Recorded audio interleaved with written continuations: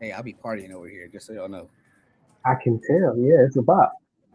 Good evening. Good evening. Good evening. Welcome to the Safe House Podcast. It's your boy Mitchell Harper. I'm here with my fellas, Pastor Charles Ferguson, and the producer, who I had nothing wrong with producer. So, Patrick. Oh man. Acceptable answer. Oh Welcome man. to the Safe House Podcast. We are here every Wednesday at 6:30. Thank you for joining us online. We're going to be back in person at some point, but for now, we are online. So thank you for joining us again every Wednesday at 6:30. Every Sunday at 10 a.m., you can join us at Clare United Methodist Church. That's 293 East Barkman Avenue on the south side of Columbus. Please come worship with us. You will be blessed. You will be told the truth, and you will be met with love. So please join us every Sunday at Claire. Um, I think that's all I had to say to get us started. But thanks for being here with us tonight. What you got for us, Pastor Ferguson? Well, if you could open us in prayer, and then we'll kind of lead in. Um, we'll lead in with a major announcement that's already been circulating. You can make that announcement, and that'll be the launch point for how we go tonight. Gladly, gladly, gladly. Dear God, thank you for this day. Thank you for the blessings that you continue to bestow upon us, even in the midst of the chaos that surrounds us, Lord. Help us to continue to show up to who you would call us to be in the midst of that chaos in this world that you've created for us to love one another. Help us to be that love, Lord, as we engage in this conversation. Help us to just not only celebrate, but to also just learn and dig deep, Lord, so that we can just grow stronger and closer to you. In your son's name we pray. Amen. Uh, Yeah. All right. So, in case you have not heard yet, we got some big news. Our I won the lottery. pastor, not that, no, not that. None of us would be sitting here if you won the lottery because we would just rob. Well, I wouldn't be sitting here. But anyway, My bad. our pastor extraordinaire, our host of the podcast, your friend and mine, the one and only Reverend Dr. Charles W. Ferguson, has found himself in the midst of being um, brought into what's full fellowship as a full elder of the Ohio Conference, Ohio Land of the United Methodist Church. So let's give it up for Pastor Ferguson. Woo! I don't have my soundboard. I know, man. That's crazy. That's crazy. I appreciate that. Congratulations. Yes. How does it feel? Tell us what you're thinking. Tell us what's going on. Man, listen, first, we thank God for the journey. A lot of people may not know um, this is a process. And it's been a 2 year process that has benefited me in so many different ways. And I'm grateful to God that the ministry, the team that interviewed me, everybody saw fit and led by the Spirit to just believe that I am fully capable and fully able. And I am appreciative of that vote of confidence. And before I forget, comment in the comment section. We got the live chat up. Patty, thank you. My brother Leo, everything, bro. Can Man, I throw this on the side of everything. the screen? Yeah, you can put it up on Hey, screen. There we go. And so to my brother Leo, man, he knows about the nights. He knows about the nights. the questions, all the different things, and we still talking ministry. That's my brother, and I appreciate him for standing with a brother. I'm in the midst of the journey. A lot of other people that I can individually call out. Um, but tonight, while I'm grateful to become a part of the order, um, I think about the journey, and that's why tonight's episode really turned on its ear. Um, tonight's episode, um, if y'all don't, if y'all don't mind, I dedicate tonight's episode to the memory of my grandmother, who journeyed on a year ago yesterday, and the memory of my pastor, whose birthday is today. Um, and so tonight's episode is titled "What Cost Me to Keep Running." What it cost me to keep running. And sometimes we don't have spaces to talk about the running piece. Um, we don't talk about the journey enough. We talk about the end result, but we never ever talk about the journey. And I think a lot of times we don't talk about it enough because there's a certain level of vulnerability in doing it. But on the flip side, sometimes we don't talk about it because if we're seen in the eyes of certain people a certain way, they'll almost negate what has occurred and what happens. Because when you're in the middle of stuff and when you're doing stuff, you do it so well. You know how people look at you and you're firing on all cylinders and all that kind of stuff, and they see you and they're like, man, you did such a great job, dot dot dot, but they have no idea what it took, or they have no idea what you had to go through just to arrive at a place. So one of the things that I've learned is that my life is a lesson. It's a pretty open book, and it's a lesson. So I gotta be honest in the space. And if you can't be honest with me, and if all you do is negate by saying, well, the Lord carried you and all that stuff, then what you're doing right now is circumventing a lot of stuff. It is actually okay to assess your journey and be honest about where you wanted to quit, where you just didn't have it, where you questioned everything about yourself and didn't know if you were going to get around that final bend. I know I ran track a long, long, long, long, long, long time ago, and it's never the straightaway. The 100 is easy. It's point A to point B. You just got to be the fastest person out the block. But once you get into like the 200 and the 400 and that staggered start looks like you might be behind, or you might be this, or you might be that. But it's really about knowing how to come around that turn before you hit the straightaway. It's never about the start. It's about getting to the point where you can hit the straightaway and just pull away. Sometimes coming around that bend, it was just hard. This time last year, I was frozen. I preached probably one of the most important messages of my life. And then in less than 24 hours, my grandmother up and gone. Something that couldn't change. Something that we didn't know how long was going on, or this, that, or the other. Just couldn't do nothing about it.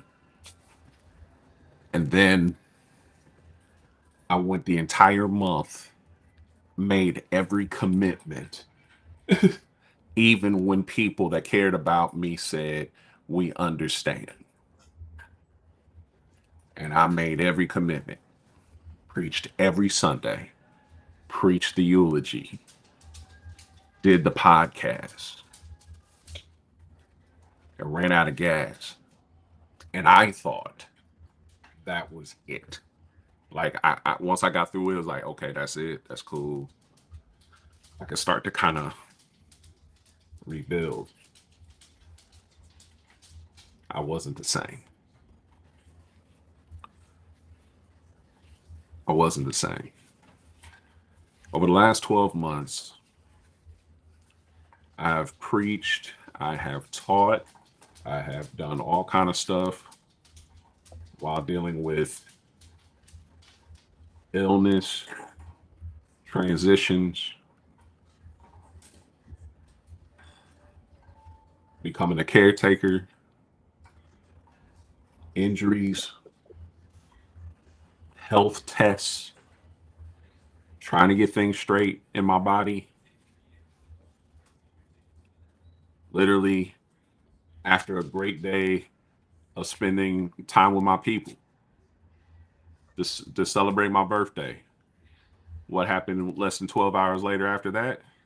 I get T-boned by a car. I question so much stuff. And Patrick can tell you, when I get to church, be like, you all right? And I'm like, Marshawn Lynch. I mean, so I don't get fined. Straight up. People ask, you ready to preach? No, never ready. No. Sister Lee, it's good to see you on. I mean, I was dealing with physical pain, emotional pain. I was dealing with people that turned their backs on me. I was dealing with people that were being funny. I was dealing with all kind of stuff. I was dealing with my own insecurities. I was dealing with, you know, thinking about all the things that people ever said about me. And while I was going through the hardest points of my life, beginning to believe it.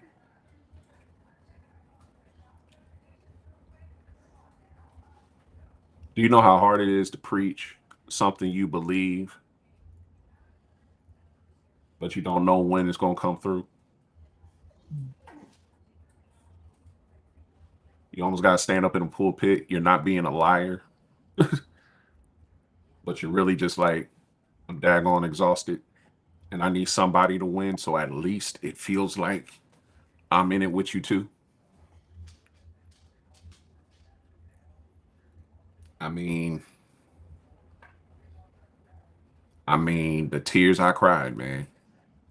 Fetal position in my bed. I wasn't lying about that stuff. I'm talking about some of it. Man, I straight up be in the bed like this. I'm a big dude, right? I've lost weight, but curled up so tight that there was nothing that could move me, man. I mean, it was a lot. And then on top of that, you got to prepare. Like, people don't know the process. Here's the process. You got to write papers. You got to go to meetings. You got to go to what we call crucible, where you're in with other people like 3 days at a time, and you're meeting and you're going over different competencies, and you're talking about your papers, your biography, your fruitfulness project. You're talking about your what's your stance on doctrine,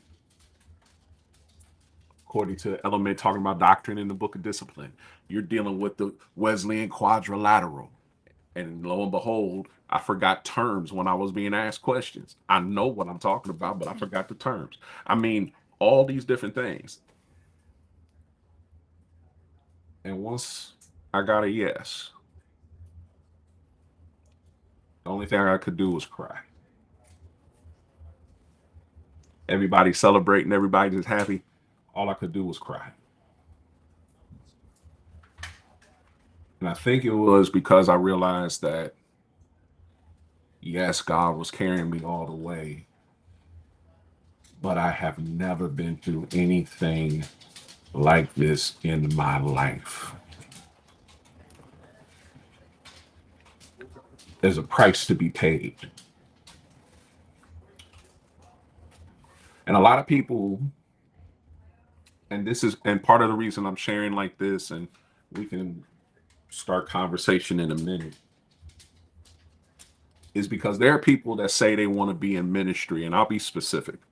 There are people that say they want to be in preaching slash pastoral ministry, right? They talk that stuff because their favorite preacher makes it look easy.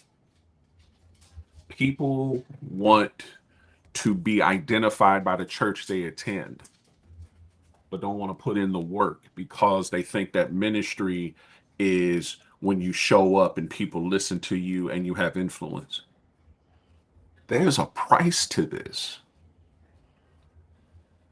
And what makes it, and what almost enrages me from time to time, is that people think that there is no cost, that all you got to do is have a little bit of this and have a little bit of that, and then you can just get up and just do. No, man, listen. There are nights when I'm so tired I can't even just play video games with my son, and I'm sad about that. He literally over here right now on this couch, probably not even paying attention to a thing I'm saying. There's times I've been so tired, I'm just like, I'm no good to nobody. I just want to crawl up in the bed. There are times when I want to give my best and do regular stuff, but I seem like I don't have any time. Sometimes I just want to sit on my porch. And by the time I think I got a moment to sit on my porch, here's the snow, here's the rain, here's this, here's that. Heck, I don't even want to take up a hobby every once in a while. Check this out. I know the camera's old, man, but yeah, I found it again, got all my stuff. I'm ready to take some pictures again.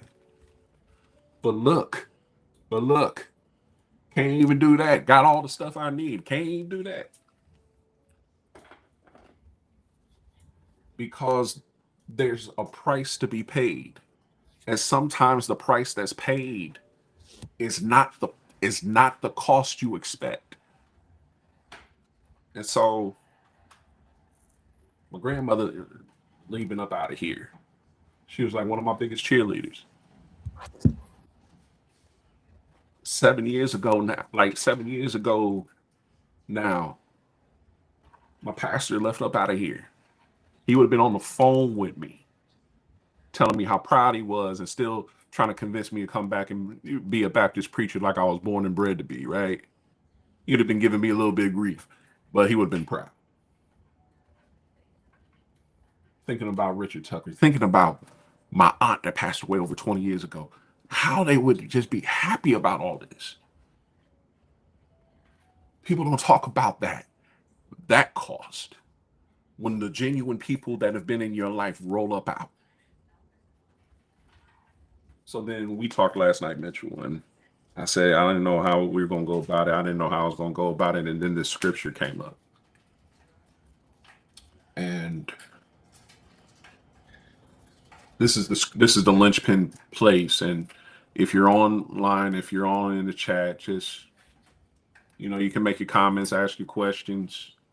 Do not take this as a woe is me thing, because I want you to be able to know that this is a space where you can think about the prices that you've paid and hopefully come out on the other side knowing that the cost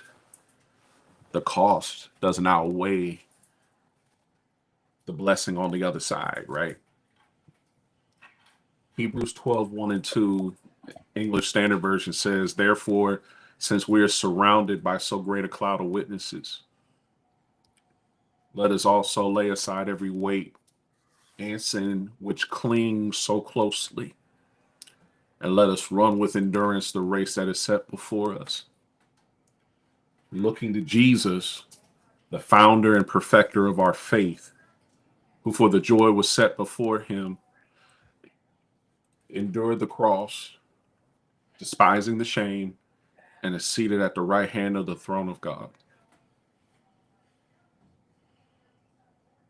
For every personal loss, heaven gained a new spectator.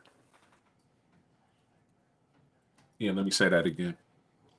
For every personal loss in my life, having gained a new spectator. And on Monday, when I went in for my interview, I literally felt the ancestors watching. That's the language I'm going to use. I'm not going to, because people get all tight when you start using certain terms.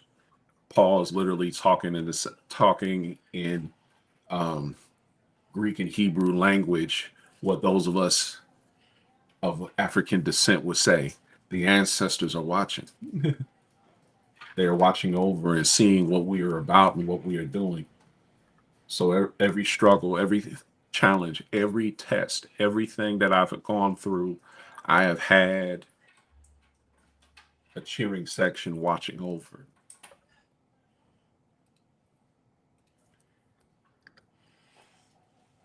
I couldn't hear them,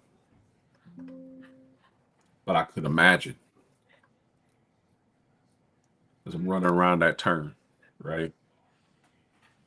I couldn't hear their voices, but I heard the hymns in my head. And remembering those hymns and remembering those songs reminded me of them. And then all of a sudden I could hear them as I'm round and around. But I had to think about the sleepless nights. I had to think about all that kind of stuff. And sometimes when you finally reach a certain goal, the reflection is not about the achievement, the reflection is about the relief. I mean,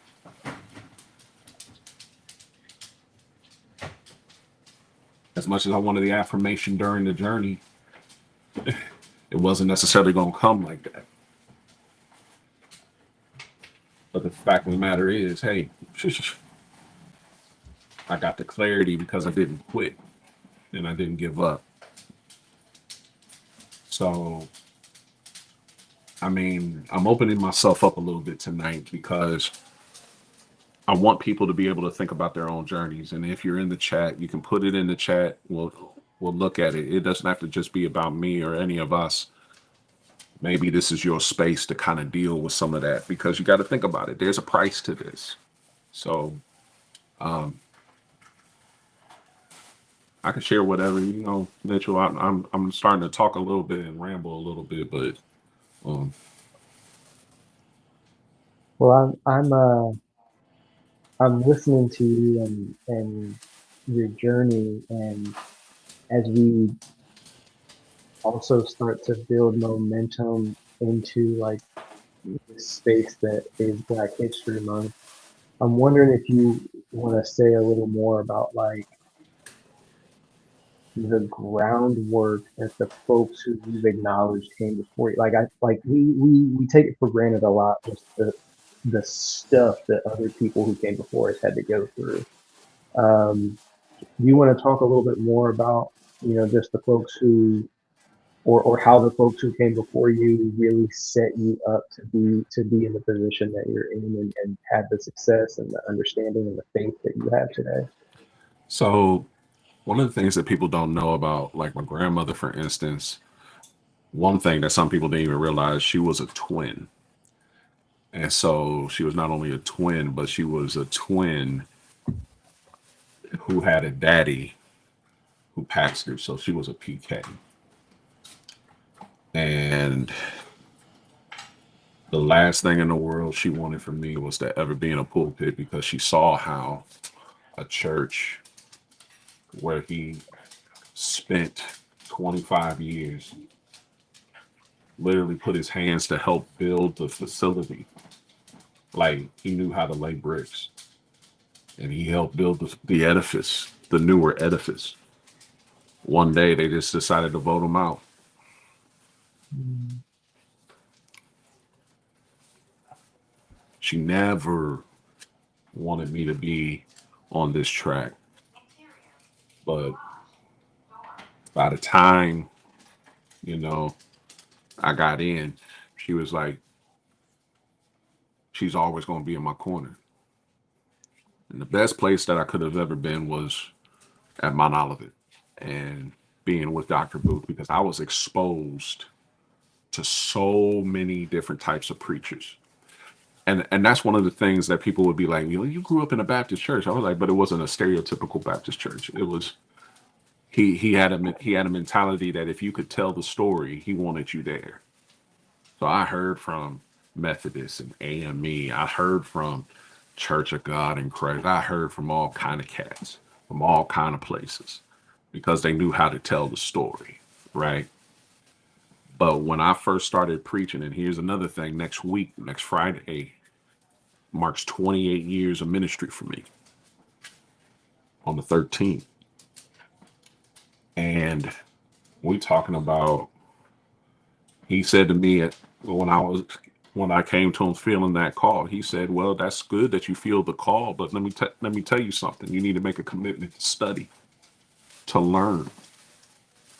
And if I wouldn't have made that commitment way back when, I would not have been given the opportunity I was given. And he blazed a lot of trails for me. He's the reason that I ended up getting through a whole lot of stuff in undergrad. When I finally put together the dialectic and used it with my papers, I started doing better with my papers in college. Ain't that something?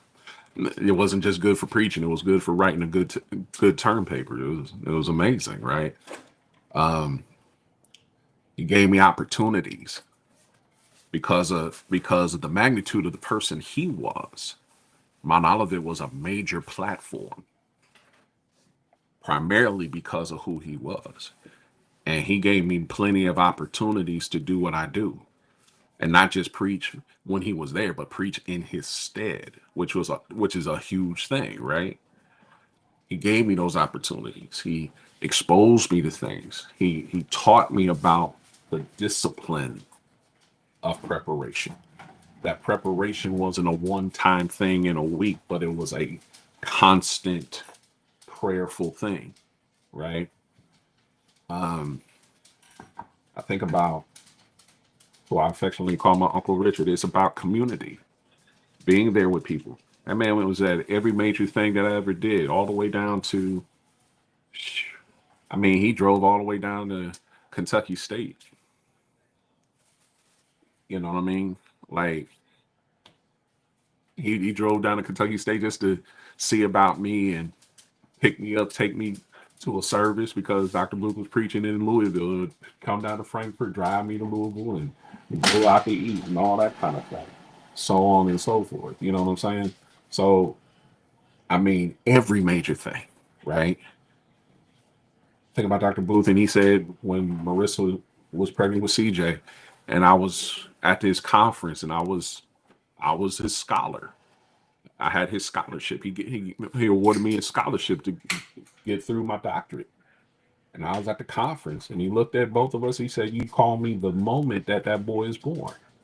I mean, you literally can't do that in the room in the OR, but you know, once I got up out of there and everything like that, I called them right after before they came back into the room.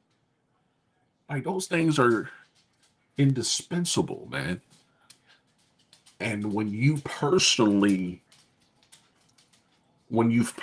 had those contacts and you've personally had that interaction with certain folk, and then you got to go out into a world and deal with disingenuous people.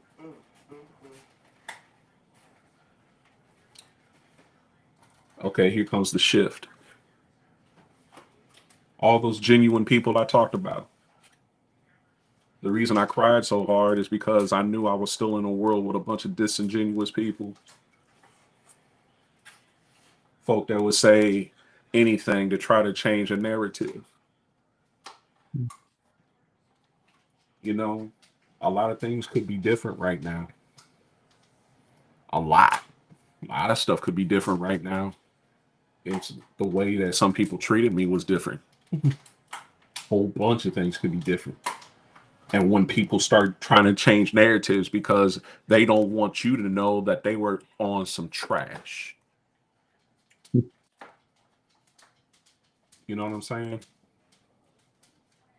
That, you know, like being saved is not the issue. Being a follower of Jesus Christ has never been the issue. The issue is the institutionalized people that think they can run stuff. They think they can run you. They think they can run God. They think they can own you and everything else. And you're like, no, I serve God first, man. And I'm trying to do what God wants. And then the next thing you know, you find out doing what God wants suddenly is not good enough.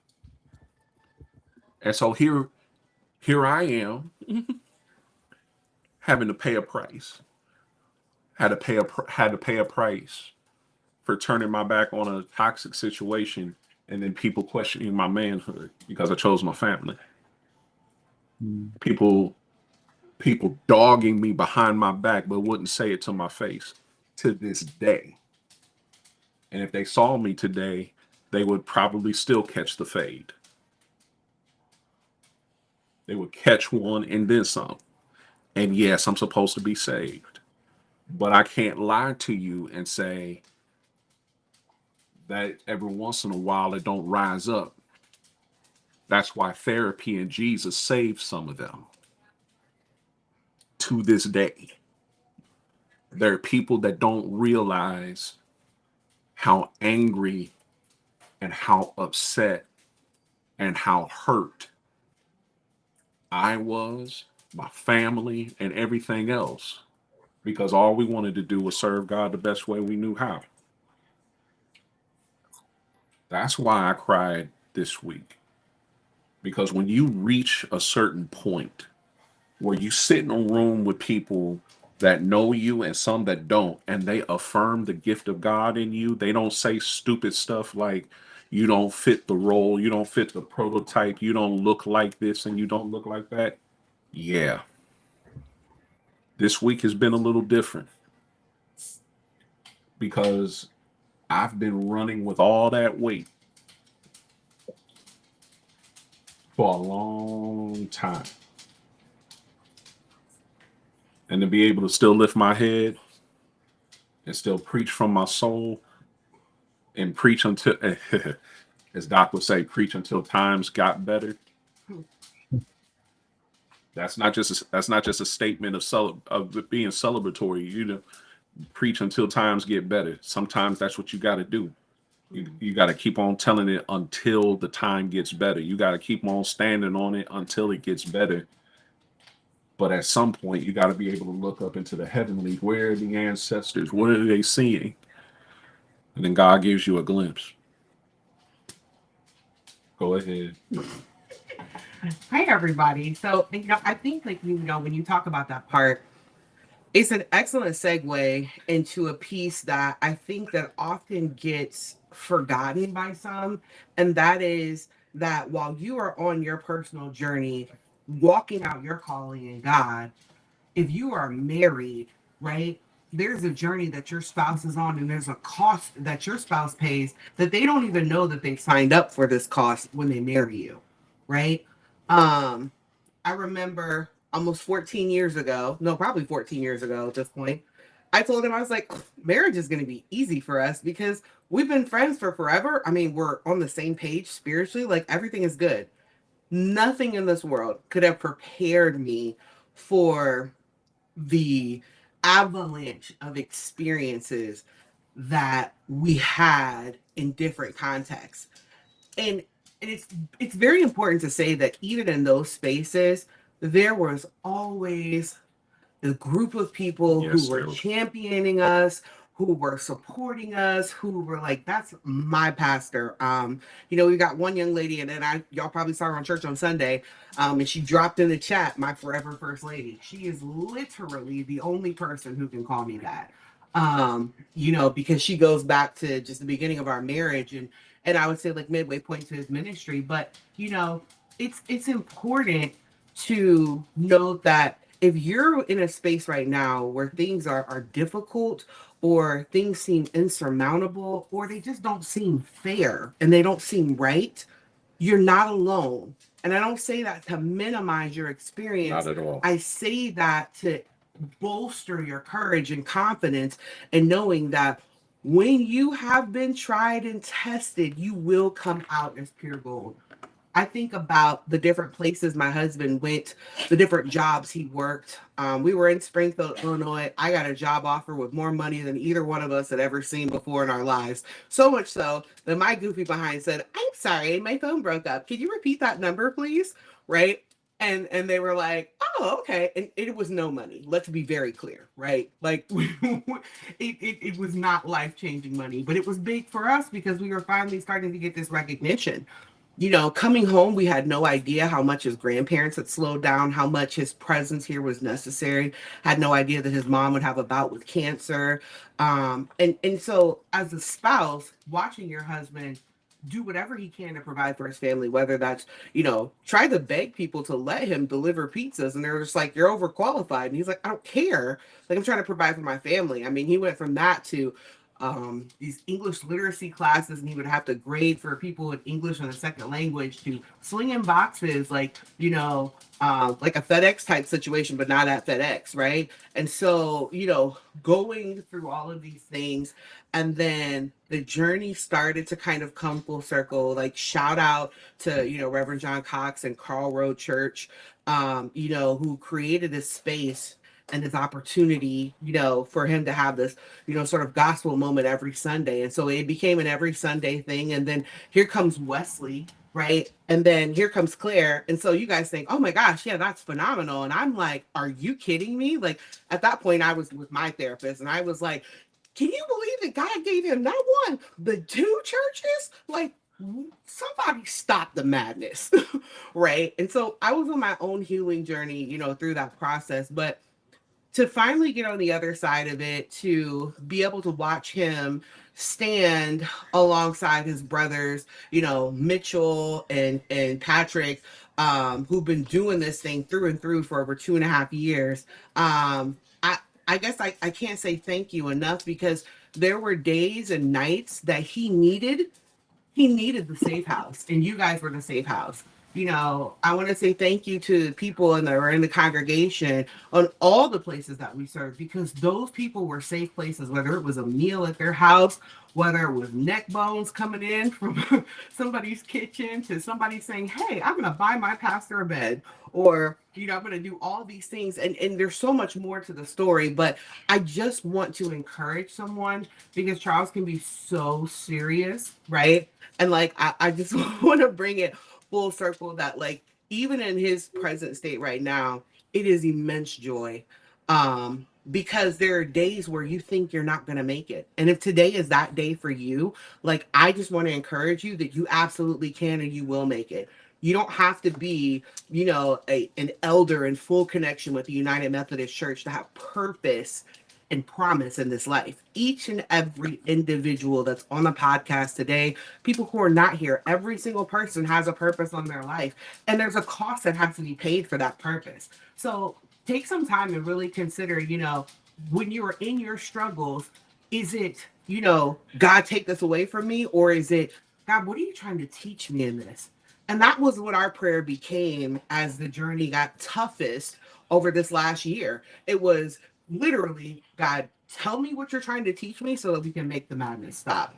So sorry, I know I rambled a lot, but I just think that there's two sides to this, and it's so important that, those who support their spouses, or, their brothers, their sisters, their parents, that, everybody has a role, everybody has a moment. And so when it comes, absolutely dance in the rain, absolutely, smile, laugh the good laughs, cry the tears, do what you got to do. But, there's an end to it. Okay, I'm going to eat my dinner. Bye. Mwah. Thank you, Marissa. I mean, she said a lot.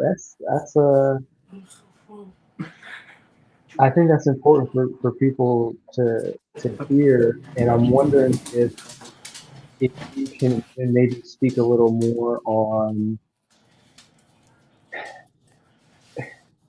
because we all do this, right? We all do this thing where it's like, "Man, I wish I had listened to so and so when I had the opportunity." And like we all fumble that bag sometimes. It's like that person who has the wisdom and the foresight and the experience, and we sometimes miss that. Like what is, can you talk a little bit about that discernment process of being able to tap in when you can tell someone's trying to give you something that's helpful to you, and also the discernment process of being able to miss the nonsense that you say so many people try to, like you said, there's folks who catch a fade today, but like you've been able to navigate to this point, to the place where like you're picking up, you're not missing the nuggets that are being offered to you. I feel like so often we do miss those nuggets until it's too late. So like, can you talk a little bit more about that?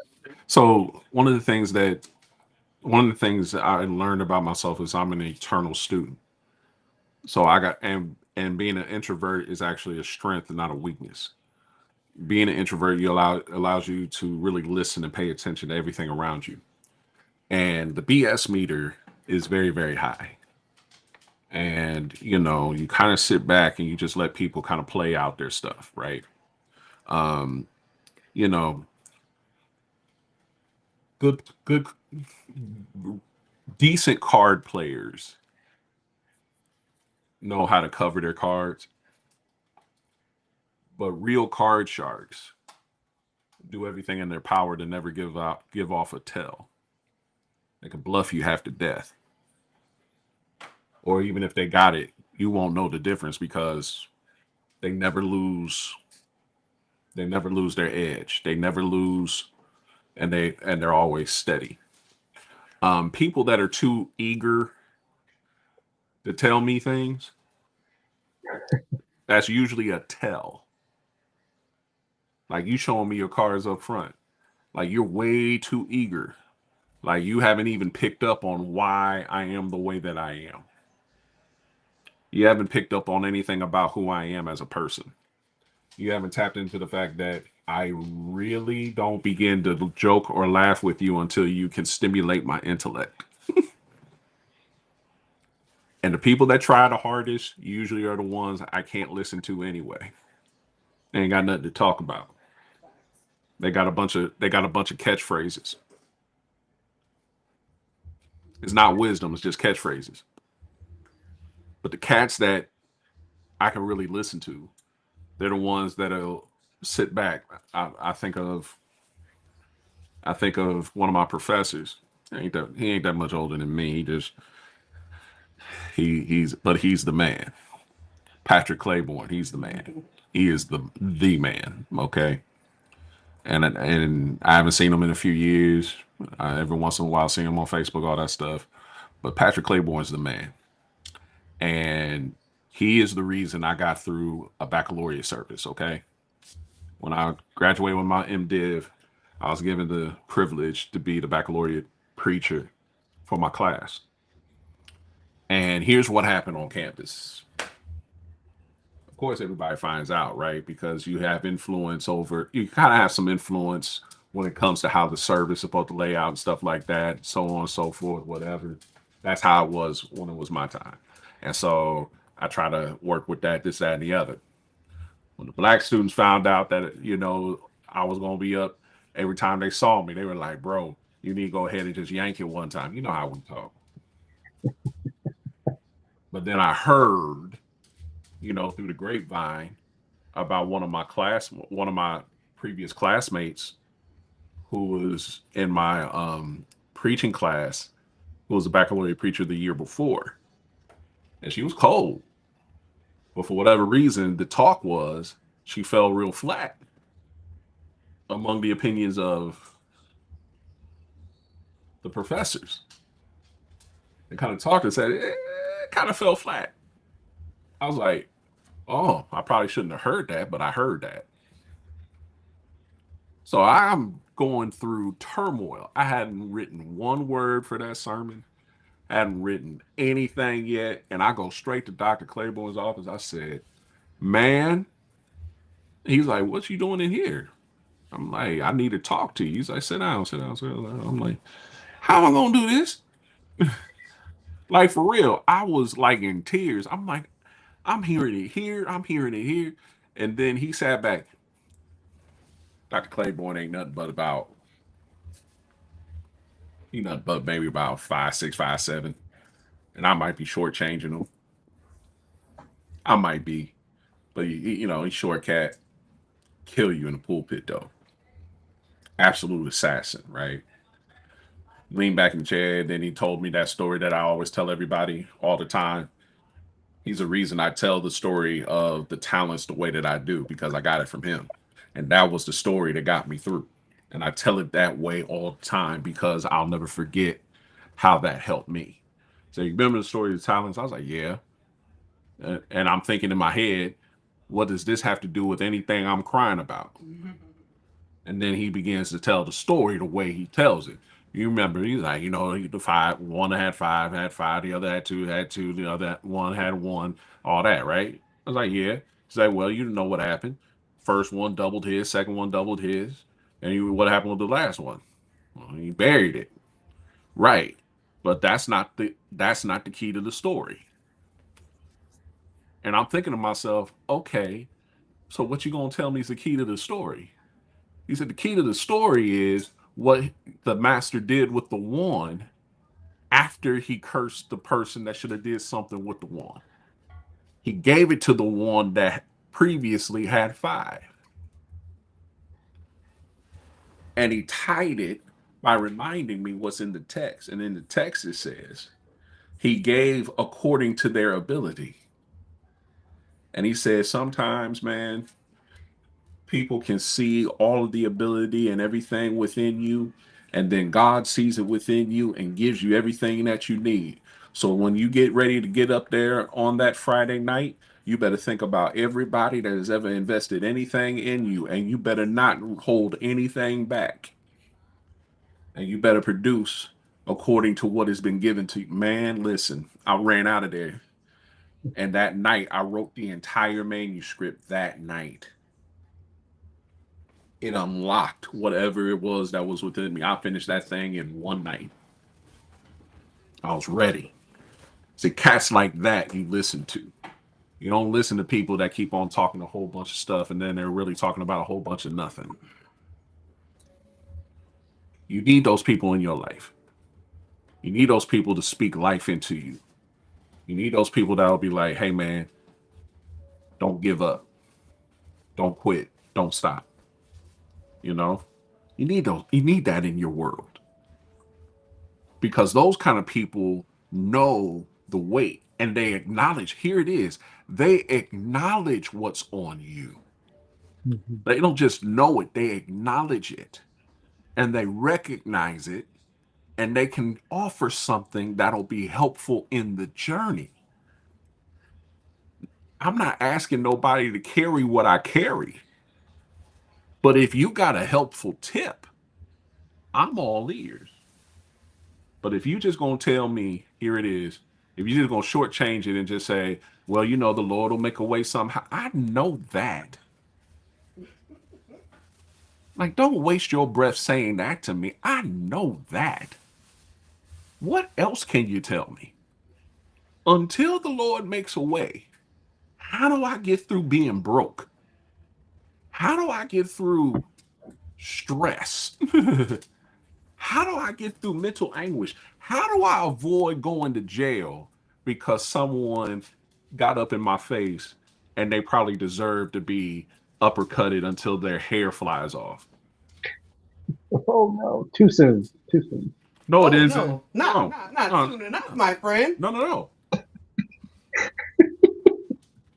Their hairpiece wave at you like that. There's people that deserve that. Okay. What can you tell me, right, that's going to help and not hinder? Nothing. Well, I think That's yeah. Go ahead, man. I think that's a different type of equation, saying equation, because I'm listening to you, and I think to take advice first, you have to be willing to accept advice. Of course. So we all agree with that one. I think the other half is this is based on what you asked, Winchell, Mitchell. I think what happens is you have somebody who might have been burned by somebody else's advice, and they have a harder time accepting new advice. We also have advice comes with ego also. And when I say advice comes with ego, if the person has too much ego that's trying to accept advice, they're not going to accept it, because you might not live the same life they live. They might be like, "Oh, you don't need to talk about whatever." But like, I have had friends who they don't take advice, but they blame everybody else for giving them bad advice. And I think I brought it up. I was like, sometimes advice is more manipulation. So I, I don't to discern between good and bad advice really just comes down to if the outcome worked out in your favor. Wow. So I don't want to say that there's a such thing as good advice or bad advice. It's just advice. Because I can sit there and be like, yo, I did this thing, it worked out for me, this, that, the other. Advice is just someone's experience and giving it and telling somebody how it worked out for you. That's it. I mean, so I can sit there and be like, yeah, I went to school, got a degree, did da da da da da da, and I'm working at this spot over here making 6 figures. Cool. But I could be telling that to somebody who's like, I'm just trying to pay these bills, bro.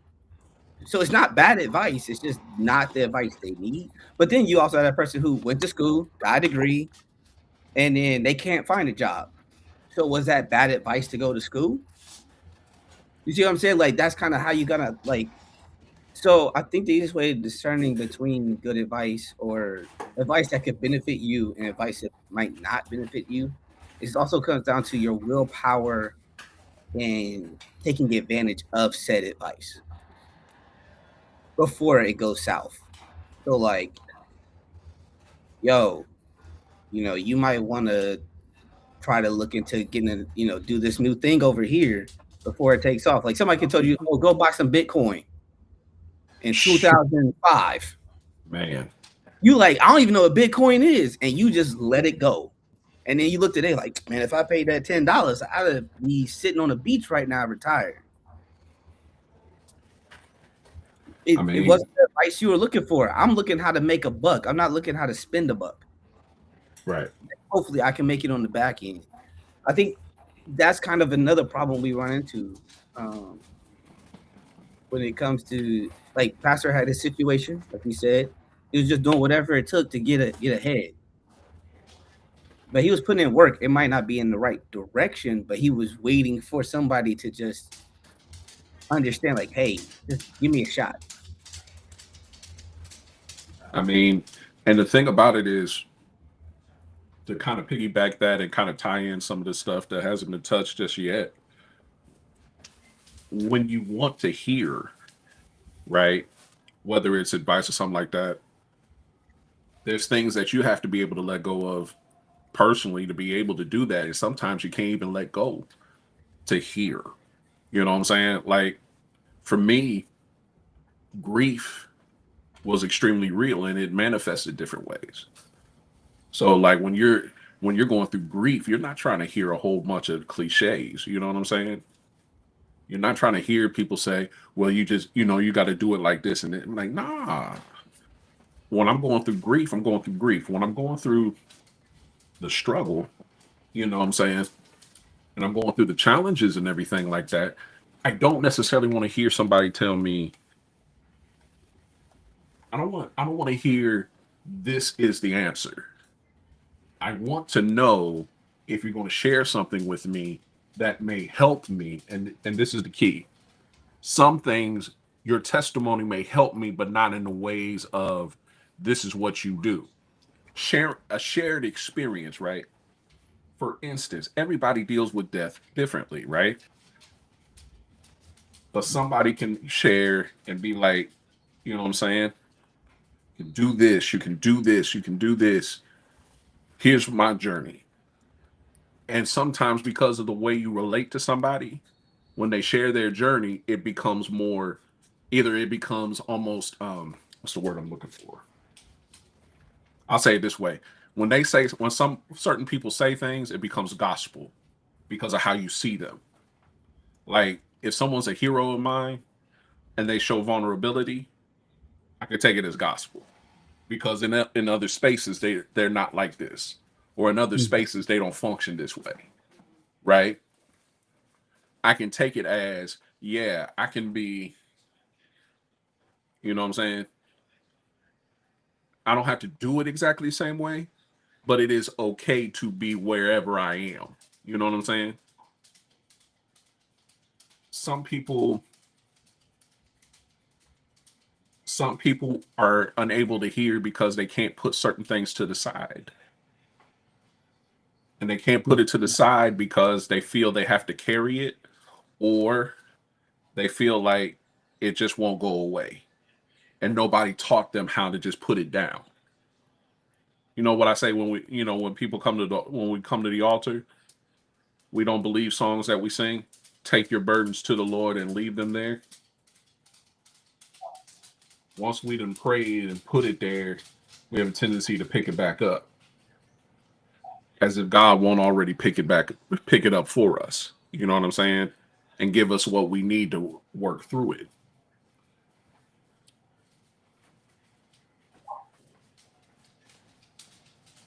I think we have a I think we also have a perseverance problem. Hmm. Like, we have a whole group of people that don't know how to go through nothing. Um, and I'm afraid that naming and claiming has done so much, and now it's gone from naming and claiming to manifesting. You manifesting stuff. Okay, bet. That's good for some of y'all. But there are some people that are trying to manifest, and they've never had to persevere and go through anything. So they don't know how to deal with a challenge and be honest enough that challenges come. Like some things you just got to go through. I mean, I would have never wanted to go through half the stuff I've gone through in the last year. But guess what? Gotta go through it. So that's how why do you go ahead, man. go ahead? Well, No, I was go gonna say like how do you circumvent that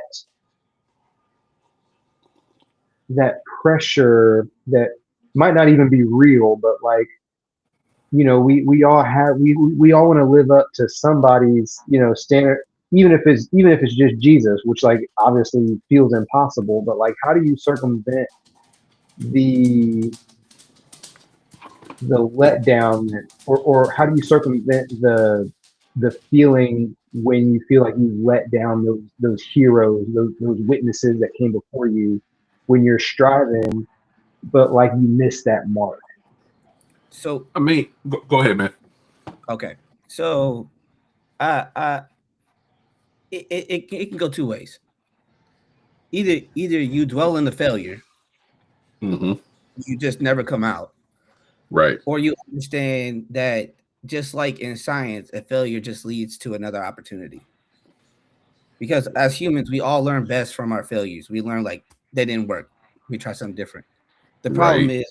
is if you don't get back up, that's when you fail. That's what Kobe said. I'll never forget that. He said, you only fail once you stop getting the back up. So it's just like if somebody, like right now, for example, I have a buddy, he's going through a lot. And I had to be real with him. And I was like, what can your child say about you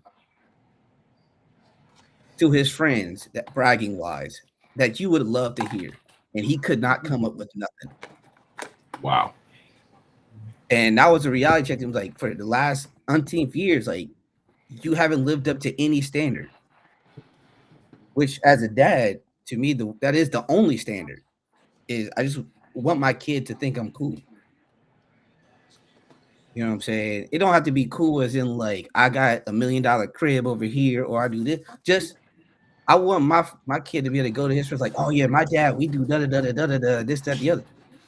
That is a form of success. That is a form of what you're talking about. But like, you have to pick and choose who you want to appease or who you want to live up to or whatever standard is.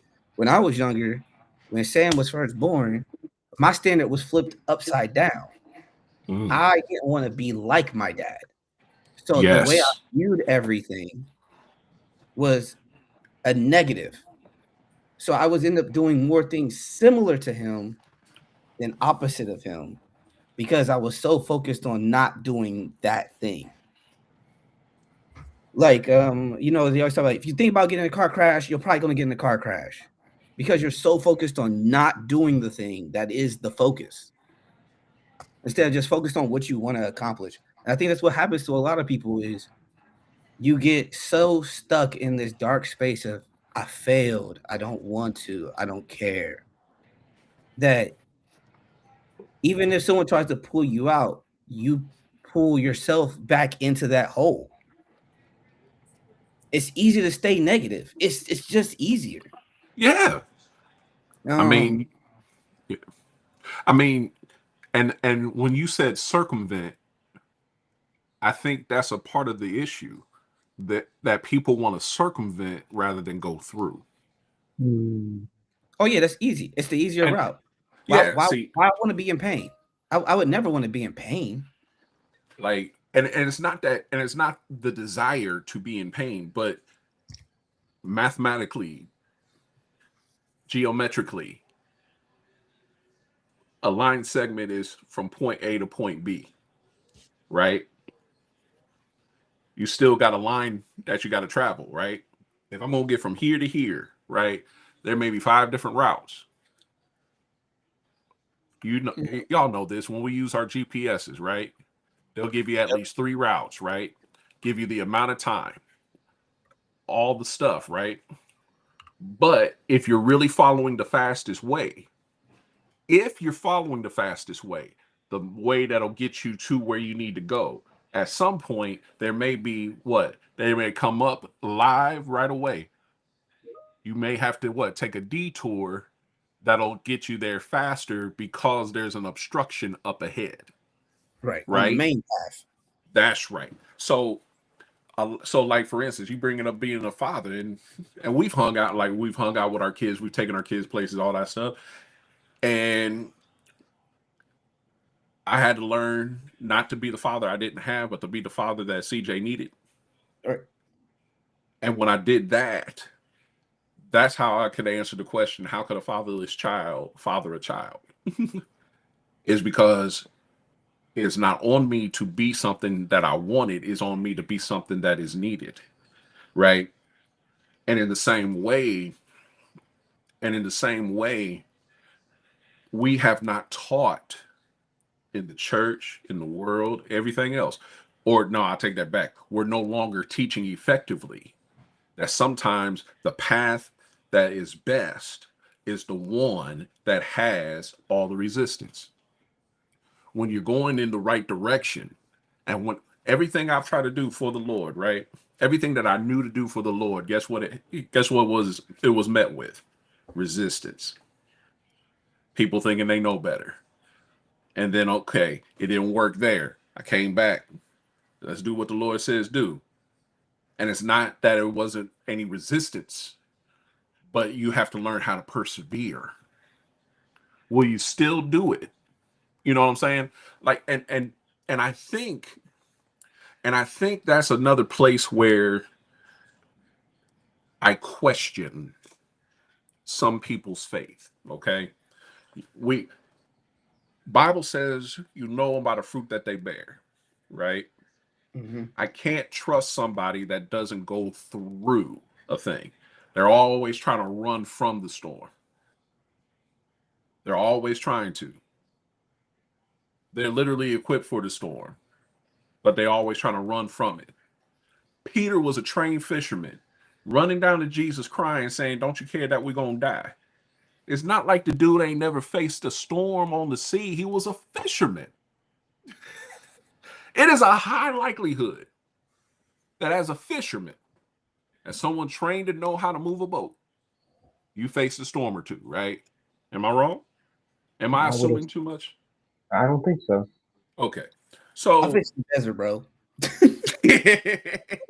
so I mean, it's like if you know how to do this thing on a boat and you've been on a boat during a storm, you know what you got to do. But it was so bad that they got scared, and Jesus is almost like, I'm on the boat with you. Ain't no way you going out like this. It's not written in the text, but if we go by the way that we lay out the narrative of Jesus, why would God kill them with Jesus on the boat? And Jesus is supposed to die on a cross. If we go with that ultimate narrative, right? It wasn't his time. And because it wasn't his time, it wasn't going to be their time either. Look at So, it. But that next storm, though, he ain't gonna be on the boat with him. I'm just saying, you gotta know, you just gotta know. You just gotta know.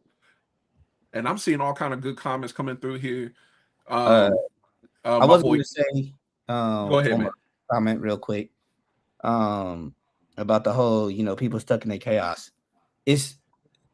I'm dealing with that, not me personally, but I deal with people with this, where you are comfortable where you know the problems. I'm pretty sure I know somebody that's on this chat knows what I'm talking about. Is when let's say you're at a location, a job, you hate the job, but you know the problems with the job. It's hard to leave because you don't know the problems at where you're gonna go if you decide to leave. It could Right. be better, it could be worse, but the fear of the unknown actually stops more people than getting bad advice. Mm. so The yeah, fear, what happens when you're persevering because something is difficult and you think that that's the measure for what calls for perseverance rather than like stopping and reassessing like am I going through this one for no like am I struggling here because I'm not supposed to be here rather than am I struggling here because it's something I need to work on. that's ego now. If you're staying there because you think I need to do this thing, you're trying to prove a point to no one but yourself. Like if I'm struggling at this place and I'm miserable every day and I'm dealing with it, and it's like, well, it has to be something at the end of the tunnel. That doesn't mean the tunnel is ever going to end. You know what I'm saying? Like, it could be like, well, somebody could be like, well, you can go over here and see if that tunnel is better for you, and you just have to make a rational decision. If it's both of them could still be bad outcomes. You could go to the other spot and it'd be worse, but now you know I made a bad decision. But you also know if you stayed, you still would have been miserable. So So then, yeah, go uh, ahead. Go ahead. Go ahead. No, go ahead. Go ahead. statistically, one is already a bad situation. You don't really know the other one until you try it. So you can either stay in a bad situation or you could try a different one. And if that one doesn't work, then you can try another one because now you get accustomed to, oh, I can try different things. It's just like food. So then how do you model responsible perseverance, I So, guess? so responsible perseverance. Okay, let's roll with it. Let's go to the text. Let's go to the text. Break it up. Break it open a little bit. We're surrounded by a cloud of witnesses. Lay aside hindrances that set you back. And looking unto Jesus, the author and the finisher of our faith, right? He's the Alpha and the Omega of our faith, who had the cross before him, right? The joys before him, but the cross is before him, and endured shame and everything else, right? We have a blueprint, okay? Jesus knew what he had to do, and the journey in order to get it done was laid out with highs and lows. You have to say within yourself, the journey that I'm on is guaranteed to have something along the way. Okay. You don't want to climb a mountain, you want to be on flat road. Cool. Once the flat road ends, you may still end up in the woods. May not be in the mountains, but you're going to be around some trees. And God help you if you're allergic to bees, right? You know you might run into one, which then means that you have to know how to what? Duck, dodge, and do all that kind of stuff, right? You got to be able to maneuver your way. Perseverance is not just an endurance thing, it is literally knowing how to survive. What are we going to say in March when we're watching the Final Four? What's the statement that's used in the tournament? You got to learn how to what? Survive and advance. A lot of people just want the blessing to ride. They want to ride. They want to ride it all the way. Look, they want to ride it all the way to the finals, right? They want to coast all the way in. But it's usually the team that knows how to survive and advance that usually wins the chip, right? I don't care what anybody says. If I've learned how to survive and advance, because there's some games I'm gonna get a blowout, and there's some games I'm gonna win by a point. Mm-hmm. But which is the better win? Ultimately, the one where I won by a point, because I learned how to navigate being on the verge of an L in tournament play. But in church life, okay, here we go. Church life don't teach you how to persevere. It teaches you how to shout in a moment, get emotional in a moment, but not how to face a world when it's all over. So we have spiritual drug addicts that show up to church because they want the high. But then when they arrive at places where the environment says, we're going to teach you that, yes, you will face difficulty. In this world, you will have trouble, but be of good cheer. Be of good cheer. I've overcome the world. You know what I'm saying? In this world, it's in the book. In this world, you got trials, okay?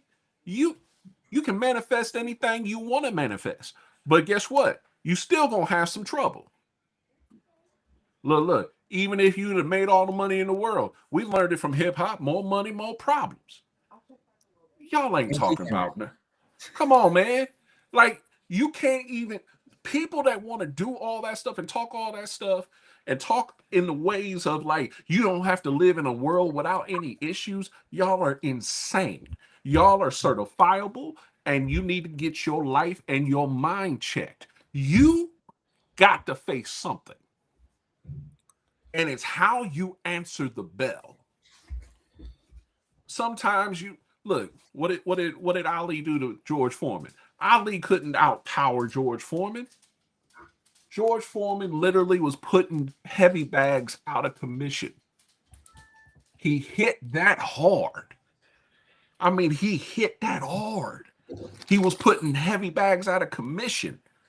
He was breaking people's ribs with his body shots. Even in his 40s, when he made his comeback, Shannon Briggs was on a podcast. He said, it felt like I got hit by a brick. And that was George Foreman at 45, 46 years old.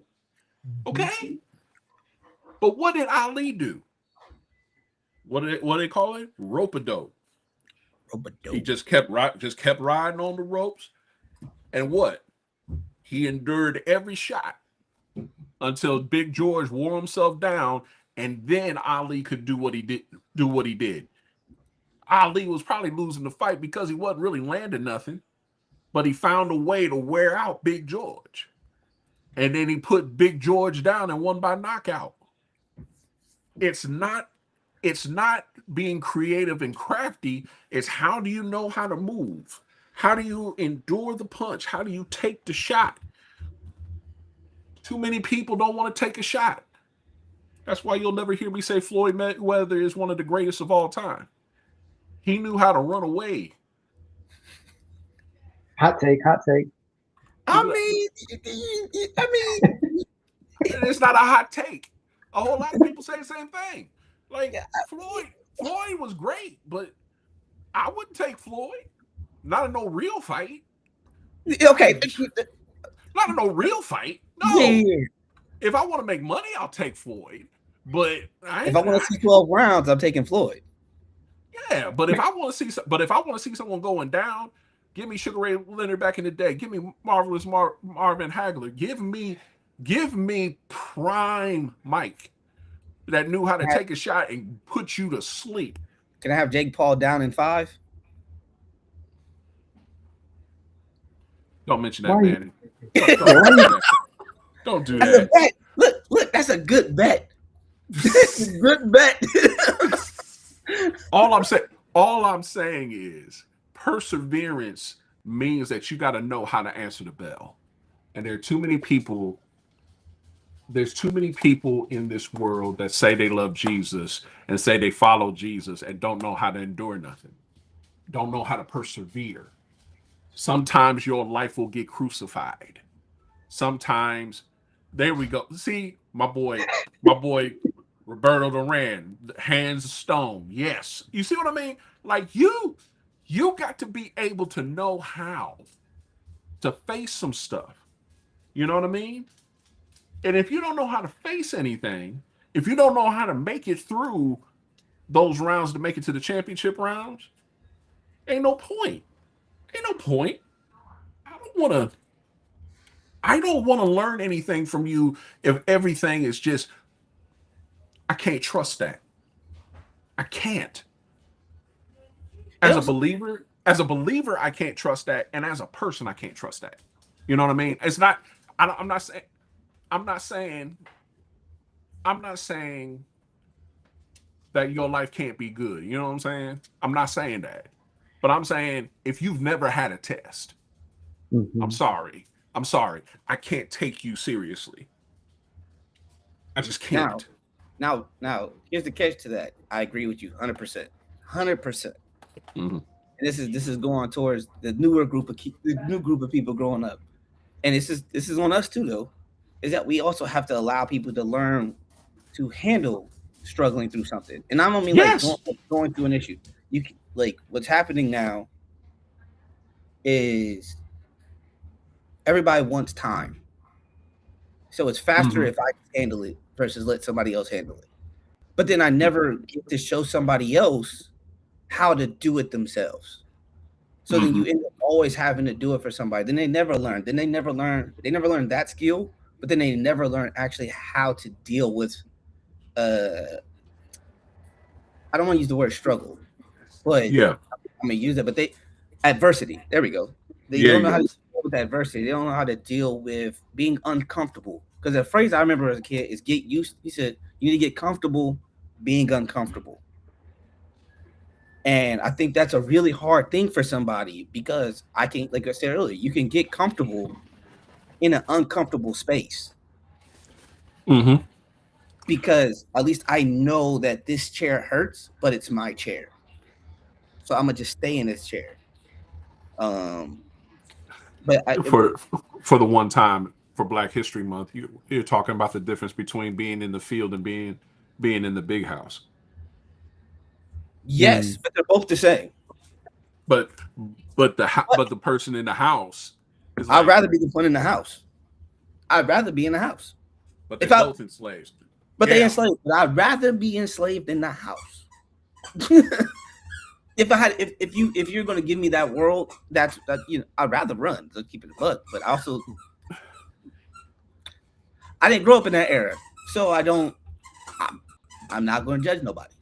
But we do run into this world now where it's inconvenient to show somebody how to deal. I don't know if that's the right way of saying that, but like it's inconvenient because I just want to get it done. I don't want to sit here for 20 minutes trying to show you how to do it, and then you don't get it, and then I got to show you again later. And then it's like, well, who's struggling now? Like, who's dealing with this, me or you? You're the one with the problem. But now I'm trying to fix your problem. I don't know. It's the concept of it's this concept. There are things that we're taught, right? Like there's things that I learned way early, but did not know that I would need it until much later, right? And so it was like the example I used about term papers. I learned how to preach way before I learned how to write college level, graduate level papers. But I had the key and didn't know that I could use it. You see what I mean? So like I had the method, but I only used it in one context. And it wasn't until I was sick and tired of getting C's, knowing that I knew what I knew, that I started using what I had, right? And then I found out I had what I needed all the time. Mm-hmm. So But you had to let's put back. something you so you could see that you had it. Right. You have to have something. It's like what they say now with kids. They say kids shouldn't do team sports when they're young. They should do solo sports. So they learn that they gotta rely on me and me only. If I want to win, I gotta win. If I want Mm-hmm. to do good, I gotta do good. I can't rely on Charles over there in the post to get us 40 points every game because I don't want to learn how to shoot better. Or I got somebody that's guarding me and I can't get past him. Give it to Right. Charles. He got it. Right. So it's dependency. It's dependency at the highest level without accountability at a personal level. Yeah, for you, like let's say I need help writing a sermon. Mm-hmm. I'm not gonna write one, but let's just say Boy, don't tempt me to try to teach you. it's not gonna happen. It's not gonna happen. I'm gonna get up there and freestyle. It's gonna be living color at Claire. Um, so but let's just say it. Most people today, I would say, help me write one, and I would pretty much try to trick you into writing it for me. Yeah. Why? Because it's easier for me to get you to do it than for me to try to figure it out. And it's also more convenient for you time wise than to sit with me for 3 hours trying to figure out how to write something when you know you can bang it out in an hour. And that's kind of Yeah, where but we're running into now.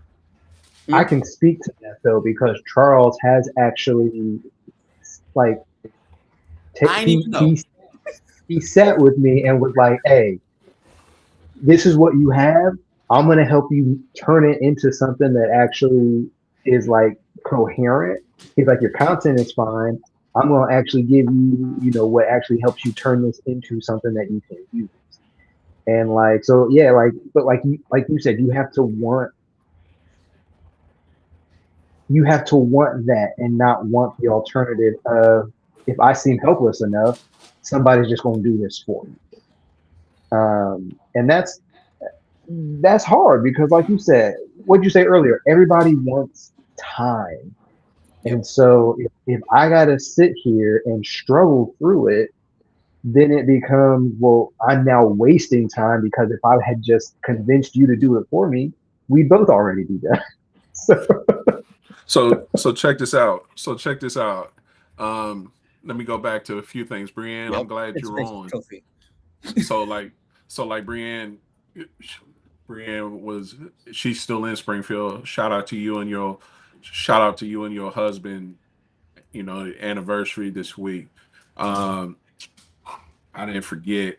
She talked about how I told her how your testimony gonna speak volumes and it ain't been through nothing. It's a fact. Your testimony can't speak to nobody because it's not been tested. I can't trust something that ain't been tested. And then you get, Shernette on here. Hey, Sherney, you know, you got to show the scars. Like, you People respect know, stars.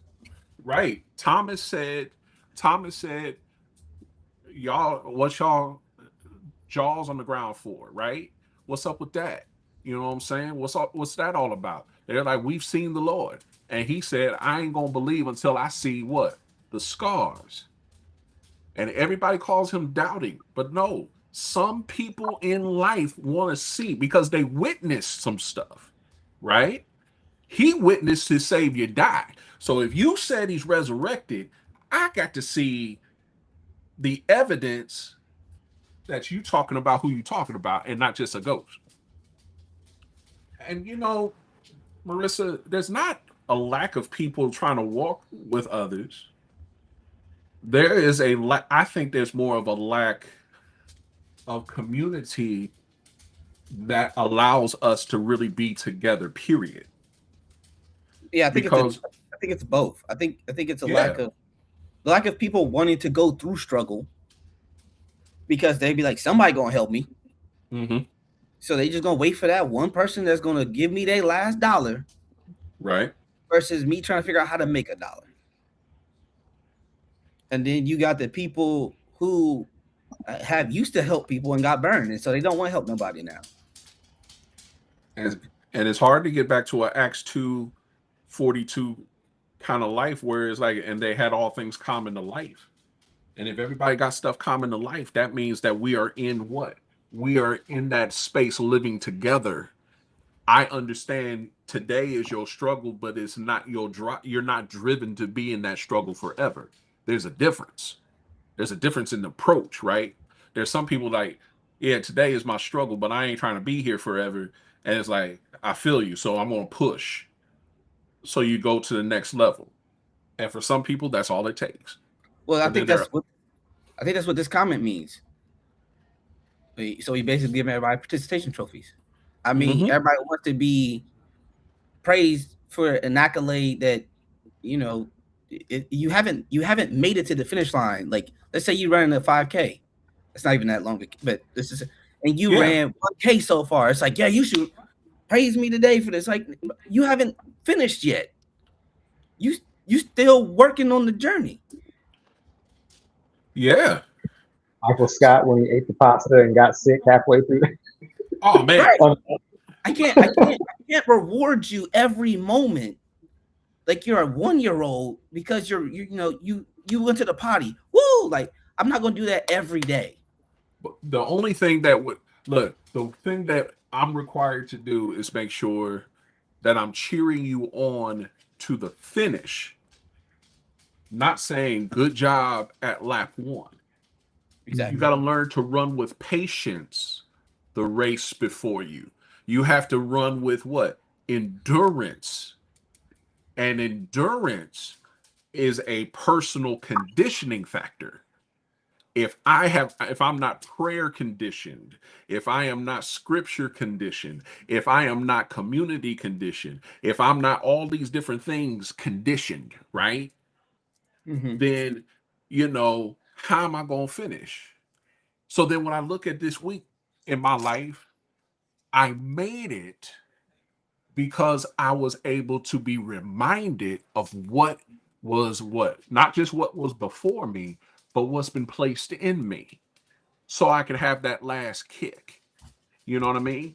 I thought about every story. I thought about, all the different things. You know what I'm saying? And I was able to make that final kick.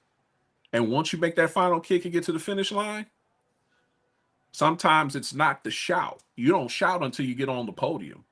When you get Right. to the finish line, sometimes you just what? You break down and cry Yep. because you what? You actually finished the thing. You did it. And this is the time for us to know what the cost. You got to count up the cost. Just count up but the cost.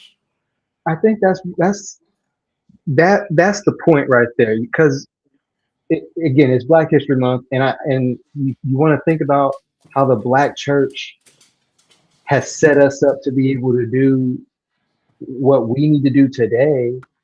But like the Black church has always had to count the cost, and I feel like we take that for granted now because we show up to church just because there's something to do. But like, if when you show up to church and you know that it's an act of resistance and you know that you are going to be met with whatever the thing is of that day, right? They were bombing churches, they were burning crosses, they were like, you couldn't just mind your business being in the Black church, right? And so we have to count the cost, understanding that the people who came before us were going into it knowing that they didn't have a choice but to endure.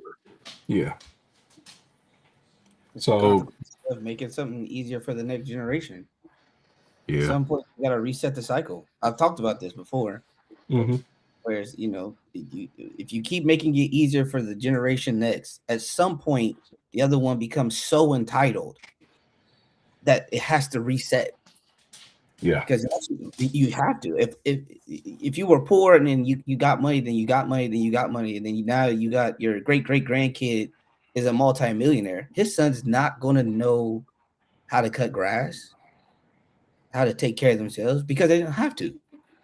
Well, if you've But only ever learned how to receive and then don't learn how, it can be simultaneous. It doesn't have to be a hard reset. It's just that I you just do got have some advantage, and in the midst of my advantage, I'm gonna make sure you can also figure out how to live into this as well, and not have it be a paternalistic thing of just I'm going to give this to you, but right. like we all trying to come up, and like we can do that together. So, you know what I think, because we're at the limit right now. We're gonna run this back because I think we're gonna run some of this stuff back.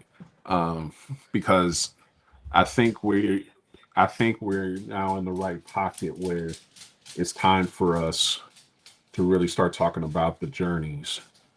Because if we don't talk about the journey, we will never appreciate the finish.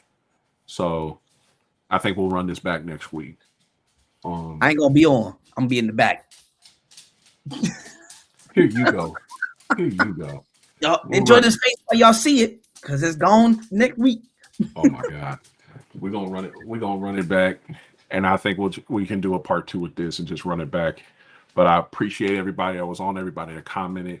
Y'all were on point tonight. We'll run it back next week. Keep all the different people in prayer that came up. Praying for my father-in-law.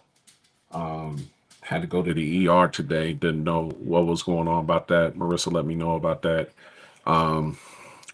Miss And Monique. then yes, Actually, I got the whole list right here. I'm about to just yeah, put that. Yes, run it up. Okay. So Miss Monique, yes, I know she has surgery. That was probably yesterday. I know. Either it Yeah, was yesterday. Was it yesterday? I don't know about the day. I just know it was supposed I to be think it was yes. I think it was yesterday. Yeah, I think it was yesterday. Um, I got word about that. It was yesterday. Sister Peggy has surgery coming up on Friday. You know, God, mom is still recovering. We miss you, Miss Leah. We do. We do. Sister Pat Henderson is still recovering. Sister Ruth, we're praying for all of them. Um, Praying for all of you that are in the chat, all of you that have, put this, made this possible for us. And again, thank you, thank you, thank you for just praying for me this week and getting me to this next place. And we march on to May 30th when this celebration of ministry is going to happen. And there's a whole lot of stuff that'll come with that. So stay tuned with that. But thank y'all for just creating space for me and let me say a few things. And I'm praying for all of y'all. And Sunday's coming. Right now, still online for Sunday. But who knows? Miracles still do happen. But for right now, worship at 10 a.m. I felt the sun today. It was nice. Yeah, so who knows? you indoors all day. But for right Oh, now, but for right now, we're still online. If something else happens, we will announce it and let you know. But it will be online for worship on Sunday. Um, may the Lord bless y'all, keep y'all is our prayer. In Jesus' name, amen. God bless you. We'll see you next week. I'll go get this food.